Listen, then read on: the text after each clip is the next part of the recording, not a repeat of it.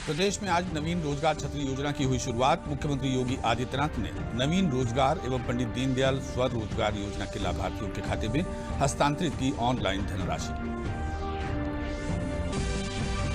रक्षा मंत्री राजनाथ सिंह ने आज अमरनाथ गुफा में पहुंचकर बाबा बर्फानी के किए दर्शन। 2 दिवसीय लद्दाख और जम्मू कश्मीर के दौरे पर हैं रक्षा मंत्री।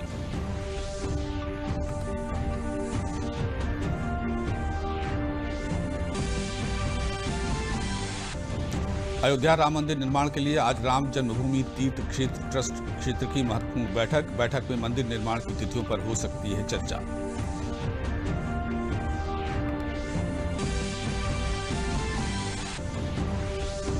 प्रदेश में कोरोना संक्रमण से बचाव के 55 घंटे का लॉकडाउन जारी। शुक्रवार की रात 10 बजे से सोमवार सुबह 5 बजे तक रहेगा प्रतिबंध। आवश्यक सेवाओं को छोड़कर सभी गतिविधियों पर है प्रतिबंध। नमस्कार, मैं हूं संतोष वाल्मीकि और अब समाचार विस्तार से। अनुसूचित जाति के गरीब व्यक्तियों के सर्वांगीण विकास के लिए आज मुख्यमंत्री योगी आदित्यनाथ ने नवीन रोजगार छतरी योजना का शुभारंभ किया। अपने सरकारी आवास पर उन्होंने इस योजना का शुभारंभ किया। पंडित दीनदयाल उपाध्याय स्वरोजगार योजना के तहत 3,484 लाभार्थियों को उनके खाते में सीधे धनराशि का ऑनलाइन स्थानांतरण मुख्यमंत्री ने किया। इस मौके पर मुख्यमंत्री ने अपने संबोधन में कहा कि इस योजना के तहत 6 लाख से अधिक अनुसूचित जाति के लोगों को योजना से जोड़ा जाएगा। मुख्यमंत्री ने समाज कल्याण मंत्री रमापति शास्त्री और अनुसूचित जाति वित्त विकास निगम के अध्यक्ष डॉक्टर लालजी प्रसाद निर्मल से अपेक्षा जताई कि वे इस व्यापक योजना में 1 लाख लोगों को इस वित्तीय वर्ष में जोड़ने का प्रयास करें। मुख्यमंत्री ने कहा कि कोविड-19 की परिस्थितियों में भी हम लोग प्रत्येक व्यक्ति के आर्थिक स्वावलंबन और आर्थिक समृद्धि का मार्ग करने का प्रयत्न कर रहे हैं। उन्होंने कहा कि ये प्रयास आज पूरी प्रतिबद्धता के साथ किया जा रहा है। इस मौके पर समाज कल्याण मंत्री रमापति शास्त्री और उत्तर प्रदेश अनुसूचित जाति वित्त विकास निगम के अध्यक्ष डॉक्टर लालजी प्रसाद निर्मल मौजूद थे।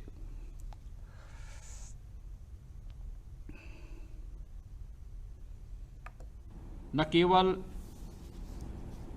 आर्थिक जगत बल्कि सामाजिक और अन्य सभी प्रकार की व्यवस्थाएं इससे बुरी तरह प्रभावित हुई हैं। रोजी रोजगार पर इसका असर पड़ा है। उन स्थितियों में हर एक व्यक्ति के लिए हम लोग आर्थिक समृद्धि और आर्थिक स्वावलंबन का मार्ग प्रशस्त कर सकें, यह एक प्रयास आज पूरी प्रतिबद्धता के साथ आगे बढ़ाने का किया जा रहा है।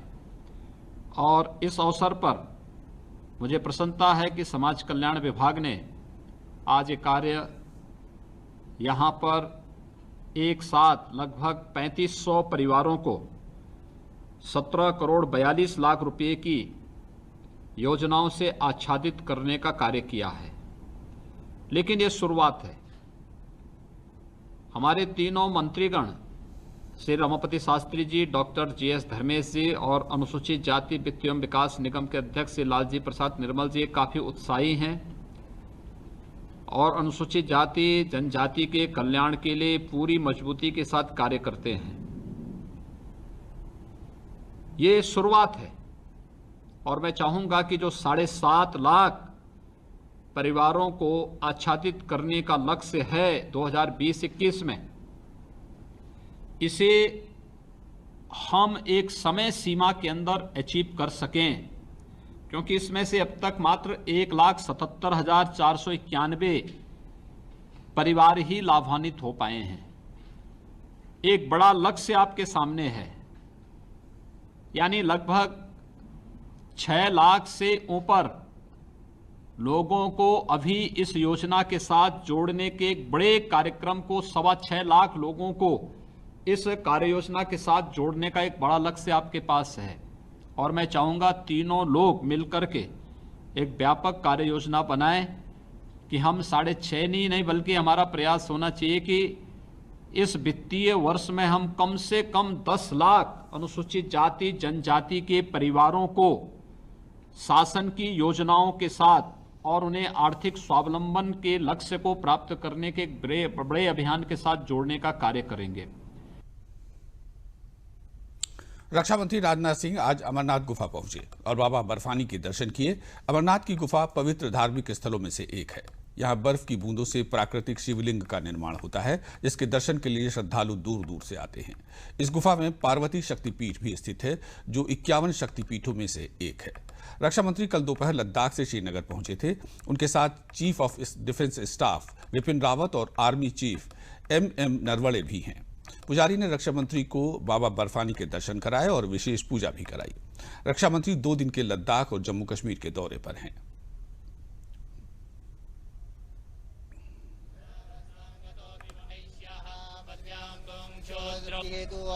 जाग्रतो दूरमुदेति देवन्दतो सुप्तसदथैवेति दूरङ्गमं ज्योतिखां ज्योतिरेक तन्मे मनः शिव संकल्पमस्तु। जल छोड़ दे नीचे, फिर गणेश जी का ध्यान फूल लेके हरि ओम गणानंद्वा गणपति गुं हवामहे प्रियानंद्वा प्रियपति गुं हवामहे निधिनंद्वा निधिपति गुं हवामहे वसो मम आहमया निगर्भदमा त्वमयासि गर्भदम्। ओम वक्रतुंड महाकाय सूर्यकोटि समप्रभा निर्विघ्नं कुरु मे देव सर्वकार्येषु सर्वदा। ओम गौरं करुणावतारं संसार सारं भुजगेन्द्र।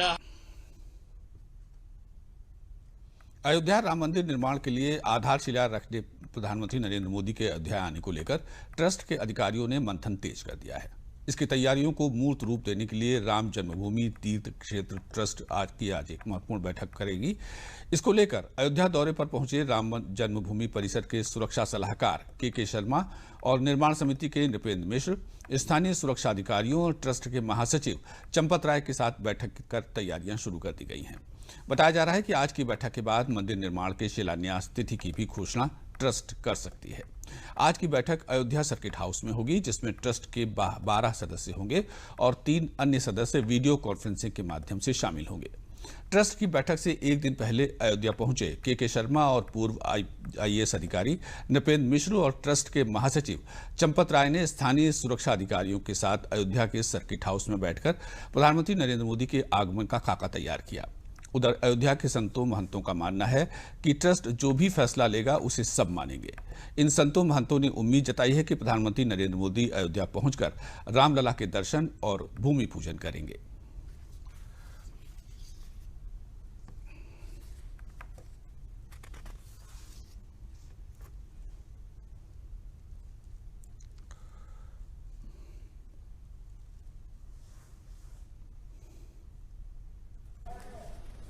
इतने वर्षों के बाद आदेश आया है भव्य और दिव्य श्री राम जन्मभूमि मंदिर निर्माण हो। इसके लेकर अयोध्या के साधु संत और आम जनमानस भी एक उत्साह है कि जल्द ही भव्य और दिव्य राम जन्मभूमि मंदिर निर्माण हो और माननीय प्रधानमंत्री जी भी उसमें आवे भूमि पूजन में। लेकिन ट्रस्ट की बैठक है, हम लोगों को उम्मीद हम लोग लगाए हैं ट्रस्ट की बैठक होगी, वो भी इसी स्थान पर होगी और वहाँ का एजेंडा तैयार हुआ है।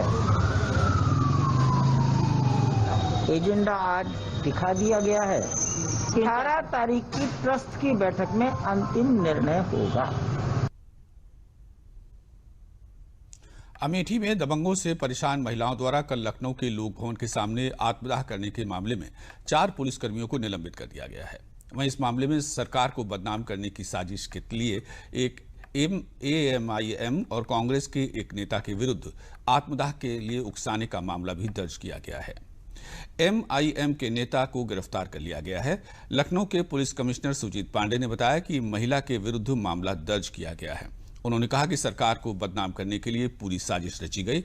इस मामले में संपूर्ण जांच की जाएगी और दोषियों के विरुद्ध सख्त कार्रवाई की जाएगी। महिला का आरोप था कि उसको लगातार अमेठी के दबंग परेशान कर रहे थे। लगातार पुलिस से शिकायत करने के बावजूद उसकी सुनवाई नहीं हो रही थी, इसलिए उसने आत्मदाह जैसा कदम उठाया।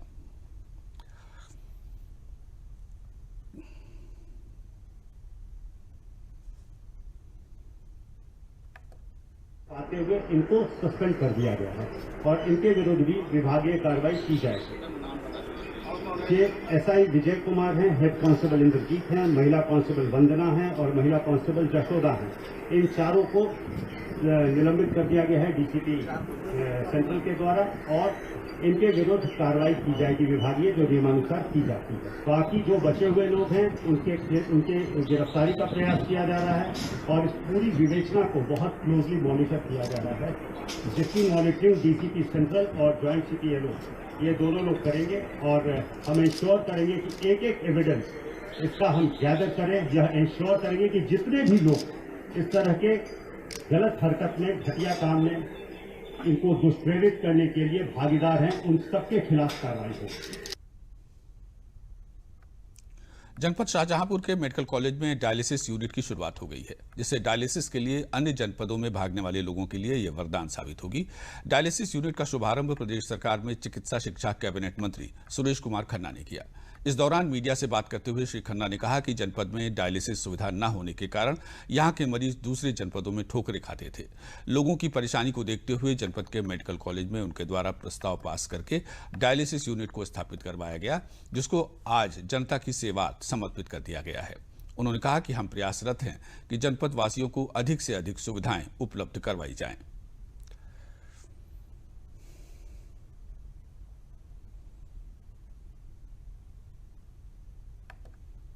शाहजहांपुर की जनता का जो मेरे प्रति स्नेह रहा, उसी का ये प्रतिफलन है कि शाहजहांपुर को मेडिकल कॉलेज भी मिला और शाहजहांपुर को डायलिसिस यूनिट भी मिली। इसके आगे भी अभी शाहजहांपुर को एक लैब भी मिलने जा रही है, एक बड़ी लैब BSL-3 ये भी मिलने जा रही है, वो भी लगभग 4-4.5 करोड़ रुपए की, और इसके लिए पैसे की व्यवस्था भी कर दी गई है प्रोसेस में।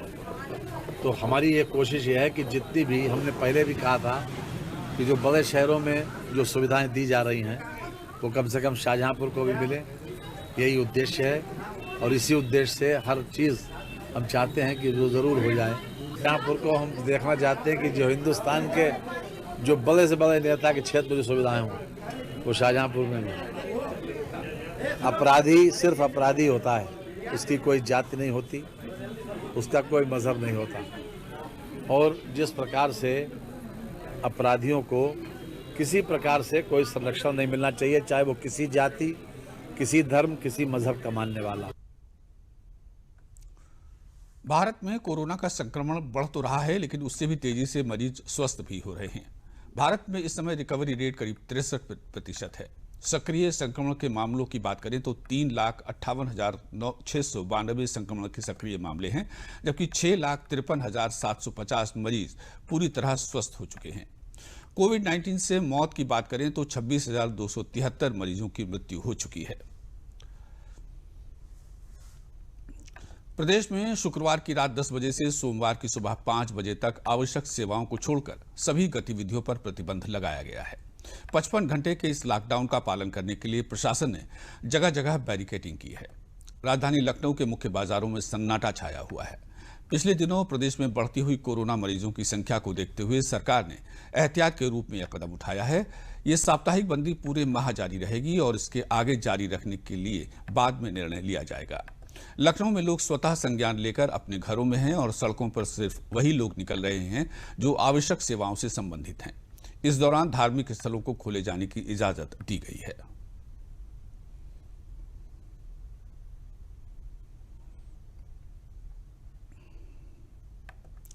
बस्ती में कृषि मंत्री सूर्य प्रताप शाही ने कृषि विज्ञान केंद्र बंजरिया, कृषि वैज्ञानिक, कृषि जर्नलिस्ट और प्रगतिशील कृषक सम्मान समारोह में कहा कि किसानों को नए बीज और खेती के आधुनिक तरीकों को अपनाने में खेतों में प्रयोग और किसानों को प्रशिक्षण के लिए कृषि विज्ञान केंद्र महत्वपूर्ण भूमिका निभा रहा है।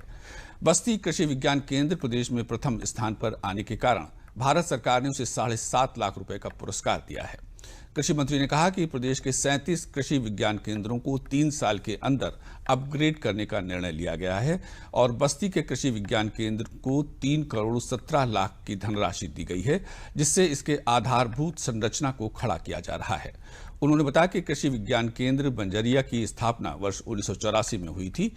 उन्होंने कहा कि पिछली सरकारों में हमारे कृषि विज्ञान केंद्र और कृषि विश्वविद्यालय उपेक्षित रहे हैं, लेकिन भाजपा की सरकार ने कृषि शिक्षा पर 200 करोड़ की धनराशि देकर नई वैरायटी पर शोध किया है। वहां जल जमाव होता है और जहां जहां पर सूखे की स्थिति रहती है वहां पर कौन सी वैरायटी लगाई जा सकती है। किसानों को उस तरह की वैरायटी डेवलप करके उपलब्ध करवाई जाए जिससे किसानों को इसका लाभ मिल सके।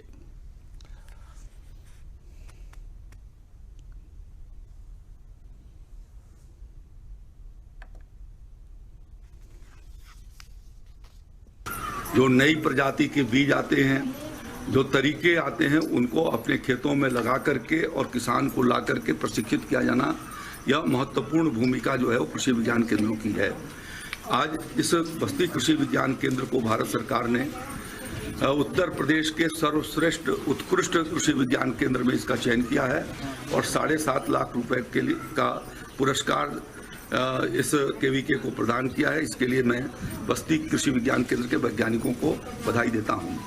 आज इस कोविड-19 के दौर में कृषि विज्ञान केंद्रों को हमने कहा है कि वो अपने यहाँ प्रवासी श्रमिकों को और साथ साथ में स्थानीय जो लोग खासतौर पर कौशल विकास के दृष्टि से उनको ट्रेनिंग दिया जाए और उस दृष्टि से यहाँ पर एक महिलाओं की ट्रेनिंग चल रही है, उनके साथ बातचीत करने का भी मुझे अवसर मिला है।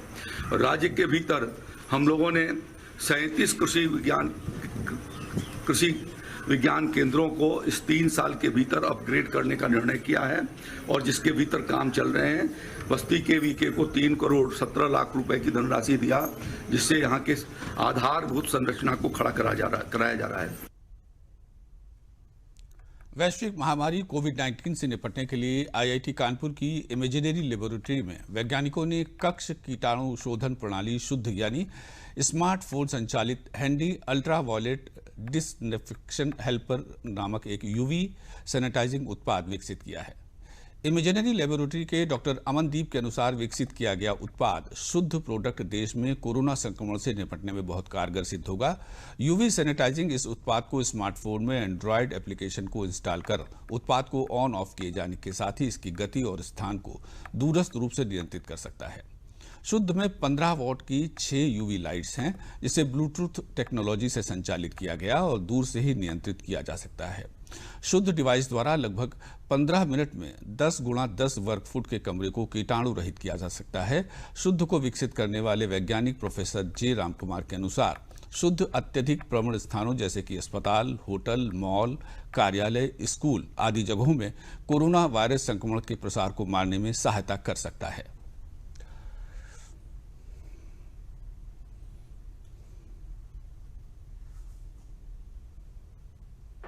कोरोना महामारी के काल में आजकल लोगों को बहुत सोचना पड़ रहा है, किस चीज को हाथ लगाएं, किसको ना लगाएं। हर चीज से कोरोना होने का डर लग रहा है।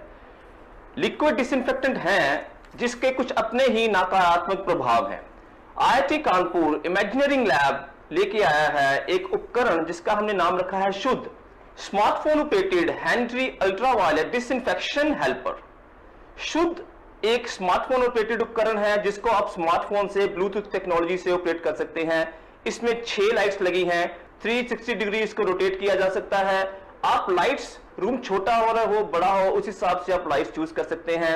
छोटा रूम फुल ऑपरेशन में 15 मिनट में 10 फीट बाय 10 फीट का रूम डिसइंफेक्ट हो जाएगा। ये बहुत ही हेल्पफुल उपकरण रहेगा। This time we have come up with a name called Shuddh. Shuddh stands for Smartphone Handy Ultraviolet Disinfection Helper. So we are planning to disinfect a large area. During this pandemic situation, people are skeptical about touching paper, table, chair, etc. in rooms, hotels, halls, hospitals, etc. प्रधानमंत्री नरेंद्र मोदी के देश के नाम अपने संबोधन local for vocal का असर मेरठ में दिखने लगा है। इस बार जिले में रक्षाबंधन और जन्माष्टमी की तैयारियां जोरों पर हैं, जिसमें स्वदेशी और स्थानीय उत्पादों का असर साफ नजर आ रहा है। प्रधानमंत्री के संदेश से प्रभावित होकर मेरठ की ममता गर्ग ने इस बार रक्षाबंधन पर राखियों और जन्माष्टमी के त्योहार के लिए भगवान के झूले, सिंहासन और वस्त्रों को अपने हाथों से बनाने का निर्णय लिया। उन्होंने इस कार्य में अपने आसपास की महिलाओं को रोजगार भी दिया है। ममता गर्ग ने बताया कि वे प्रधानमंत्री के संदेश स्वदेशी अपनाओ और स्थानीय वस्तुओं को प्रमोट करके रोजगार देकर देश को आत्मनिर्भर बनाओ से प्रभावित हुई और उन्होंने राखियां बनाने का काम शुरू किया। इस बार लोग भी प्रधानमंत्री के संदेश से प्रभावित होकर रक्षाबंधन और जन्माष्टमी के लिए राखी और भगवान की पोशाक हस्त निर्मित खरीद रहे हैं। उनका मानना है कि वो भी अपने प्रधानमंत्री के साथ हैं और स्थानीय उत्पादों को बढ़ावा देकर देसी चीजें अपना रहे हैं और देश को आत्मनिर्भर बनाने में मदद कर रहे हैं।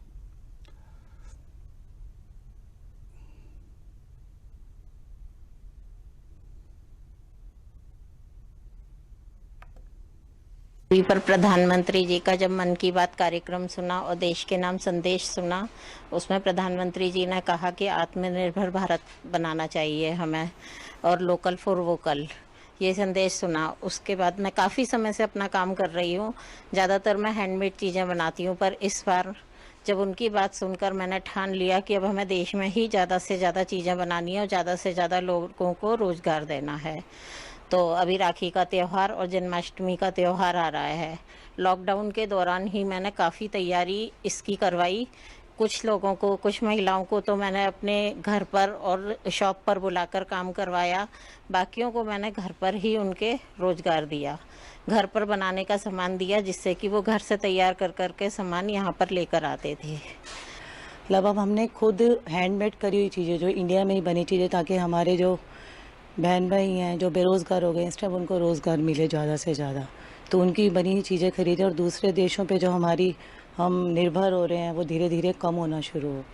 तो हमारी ऐसे एरिया में ही ममता भाभी हैं, इन्होंने जो इनका ज़्यादा इन्होंने भी जोर दिया है, जो हैंडमेड आइटम्स पे दिया है। तो अब हमारी जन्माष्टमी आ रही है और रक्षाबंधन आ रहा है, तो इस पर अब मुझे भी पता चला कहीं से, जैसे व्हाट्सएप पे मैसेज आया और इन्होंने काफ़ी अपना भी यूट्यूब पे डाला हुआ है कि यहाँ पे हैंडमेड सारा आइटम मिल रहा है। तो जितने भी यहाँ पर अब राखी देख लो और आपके सामने ये भगवान के जितने भी स्टैचू बने हुए हैं सब हैंडमेड बने हुए हैं। तो हमने अब कोशिश यही करनी है कि ज़्यादा से ज़्यादा चीज़ें हम हैंडमेड बनी, अपनी भारत की बनी हुई चीज़ें खरीदें। ट्रेनों के संचालन में सबसे ज्यादा महत्वपूर्ण है रेलवे ट्रैक का रखरखाव। ट्रैक की वेल्डिंग अथवा अन्य कार्यों में छोटी सी भी चूक बड़े हादसे की वजह बन जाती है। क्रॉसिंग पर पटरियों की बिल्डिंग की जुगत ढूंढ ली गई है। प्रयागराज में उत्तर मध्य रेलवे ने सूक्ष्म बिल्डिंग के लिए रोबोट का सहारा लेना शुरू कर दिया है। ये रोबोट कम समय में ट्रैक को वेल्ड कर देता है। सीपीआरओ ने बताया कि क्रॉसिंग पर बिल्डिंग की खामियों को कम श्रम और समय में ठीक करने के लिए उत्तर मध्य रेलवे ने ट्रांसमिटिंग रोबोटिक प्रणाली इजाद की है। इससे कार्य की गुणवत्ता और विश्वसनीयता बढ़ जाती है।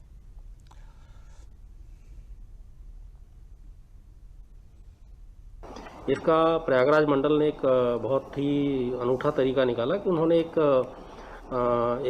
रोबोटिक वेल्डिंग मशीन ली, जिस रोबोटिक वेल्डिंग मशीन से उस पोर्शन की वहीं पे बिना उसको निकाले वहीं पे उसको वेल्डिंग करके उसको प्रोफाइल में शेप दे देता है, जिससे कि आप कम से कम समय में ट्रैफिक रोके हुए और उसी पोजीशन में उसको रिपेयर कर देते हैं, उसको निकालने की ज़रूरत नहीं पड़ती है। तो ये चीज़ प्रयागराज मंडल ने स्टार्ट किया है। इसमें 500 CMS क्रॉसिंग को उन लोगों ने ऑलरेडी इस तरह से रिपेयर कर लिया और अब भारतीय रेलवे ने इसको डिसाइड किया है कि ये बाकी सारे जोन्स में इम्प्लीमेंट किया जाएगा। मथुरा में आत्मनिर्भर भारत अभियान योजना के तहत विशेष पैकेज का लाभ किसान उठा रहे हैं। यहाँ किसान फूल और अमरूदों की फसल कर रहे हैं और यहाँ मथुरा ब्रज के नाते फूल की आवश्यकता होती है। यहाँ गुलाब का फूल, जरवेरा फूल और तमाम वैरायटी के फूलों का उत्पादन हो रहा है और किसानों को मुनाफा हो रहा है। सरकार किसानों को 50% अनुदान भी दे रही है। इससे किसानों को किसी बात की परेशानी नहीं है और वे लाभ कमाकर आत्मनिर्भर हो रहे हैं। लाभार्थी किसान रामकिशन चौधरी ने बताया कि कम पानी में भरपूर पैदावार होती है। इसके साथ ही समतल जमीन न होने पर भी ड्रिप तकनीक के द्वारा एक बराबर पानी पौधों तक पहुंचता है और फसलों के उत्पादन में अत्यधिक वृद्धि हुई है। लाभार्थी किसान किशन सिंह ने बताया कि वे फूलों की खेती कर रहे हैं और उन्हें अच्छा मुनाफा हो रहा है।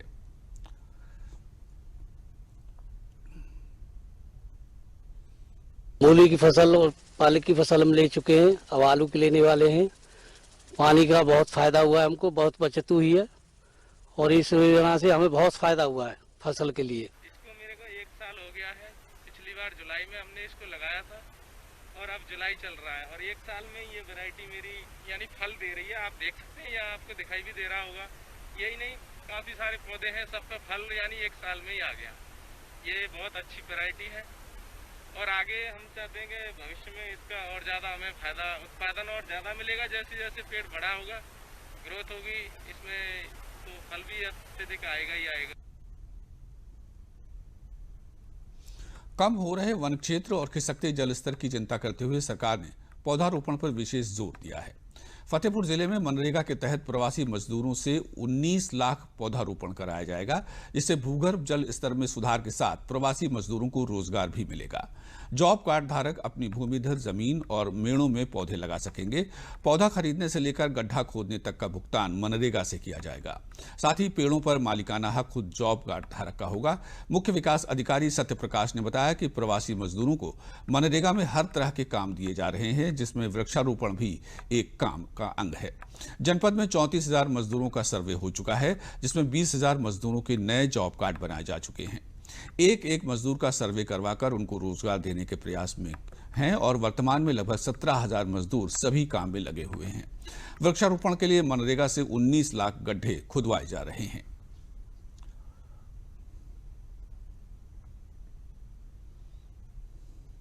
हम लोगों को खुशी होगी कि सरकार हम लोगों को जो है पेड़ पौधे उपलब्ध कराए, और सुना है कि सरकार मजदूरी हम लोग मजदूरी देने अभी तक पौधे लगाते थे तो हम लोगों को कुछ नहीं मिलता था। इस बार सुना है कि हम लोगों को है हमारी मेहनत का मजदूरी भी मिलेगी, इसलिए जो है हम लोग बहुत खुश हैं सरकार की इस योजना से, और सोचते हैं पौधे लगाने के लिए और मिलेंगे तो लगाएंगे हम लोग, और पैसे भी मिलेंगे हम लोगों को। अच्छी बात है। प्रवासी मजदूरों को हम लोग नरेगा में हर तरह के काम दे रहे हैं, जिसमें वृक्षारोपण एक अंग है। करीब हर जितने भी मजदूर आए हैं उनका सर्वे करा रहे हैं, और 34,000 मजदूरों का ऑलरेडी सर्वे हो चुका है, जिसमें 20,000 लोगों के नए जॉब कार्ड बनाए जा चुके हैं, और 5,000 ऐसे मजदूर हैं जिनके जॉब कार्ड रिन्यू होने थे, उनको रिन्यू भी कर दिया गया है। तो इस तरीके से हम लोग एक मजदूर का सर्वे करा रहे हैं, और वर्तमान में लगभग 17,000 मजदूर के आसपास हमारे सभी जो कार्य चल रहे हैं उसमें लगे हुए हैं।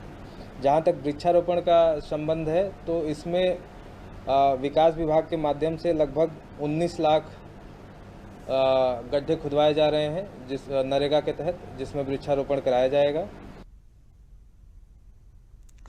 कोरोना काल में लॉकडाउन की वजह से जहां देश ही नहीं बल्कि विश्व से रोजगार समाप्त हो गए थे, वहीं दूसरी तरफ रायबरेली जिले के डी ब्लॉक के आनंद मिश्र ने खुद की कमाई के साथ ही गांव के लोगों को भी रोजगार के अवसर उपलब्ध करवाए। आनंद मिश्रा ने डी ब्लॉक के छोटे से गांव में नींबू की बागवानी लगाकर वो कर दिखाया जो किसी नजीर से कम नहीं। आनंद मिश्र मल्टीनेशनल कंपनी में अच्छी सैलरी उठा रहे थे, लेकिन उनका जुड़ाव देश और अपने गांव की मिट्टी से रहा। ऐसे में नौकरी में मन नहीं लगा, वो इस्तीफा देकर खेती के काम में लग गए। काफी रिसर्च के बाद उन्होंने नींबू की बागवानी को चुना, जिससे आज वो खेती में नए आयाम स्थापित कर रहे हैं।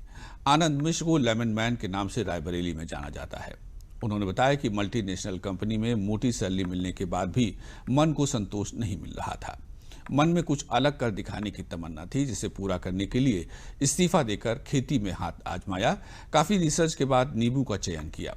उत्तर प्रदेश के किसानों के अलावा मध्य प्रदेश, राजस्थान, झारखंड, बिहार, महाराष्ट्र के किसानों द्वारा लगातार नींबू की खेती के विषय में जानकारी लेने के लिए लोग आते हैं। इसके साथ ही फोन पर भी जानकारी लेते हैं।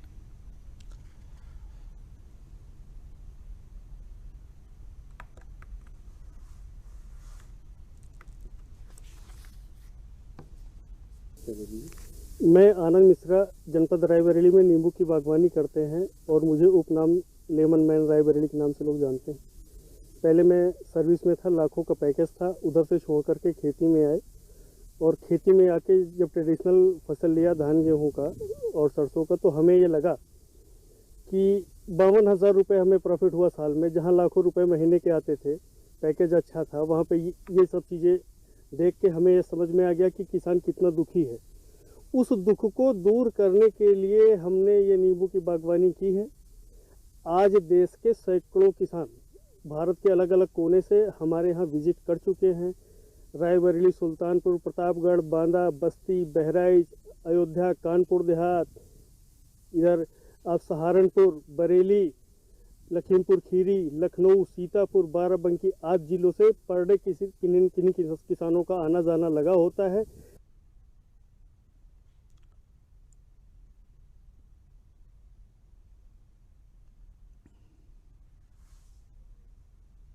वहीं पंजाब लुधियाना में काम कर रहे आशीष ने बताया कि लॉकडाउन के समय में सारे रोजगार समाप्त हो गए थे।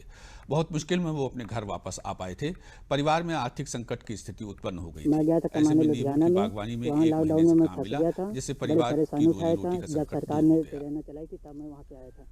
उसके बाद मैं यहाँ परिवार के साथ बैठा था, बड़ी दुख झेला था। और उसके बाद हमारे भाई साहब आए थे, मुझे बोले काम पे दिलाए। यहाँ पे मैं सिंचाई पिटाई सब करता था, फलवा भी चलाता हूँ, नेहरू सब कुछ करता हूँ। कितने दिन से आपको यहाँ पे? 1 महीना हो गया मुझे करते हुए यहाँ पे। और परिवार ठीक से चल रहा है? परिवार अब इनके भला से बहुत हमारा अच्छा खास चल रहा है। इनकी बहुत बहुत धन्यवाद।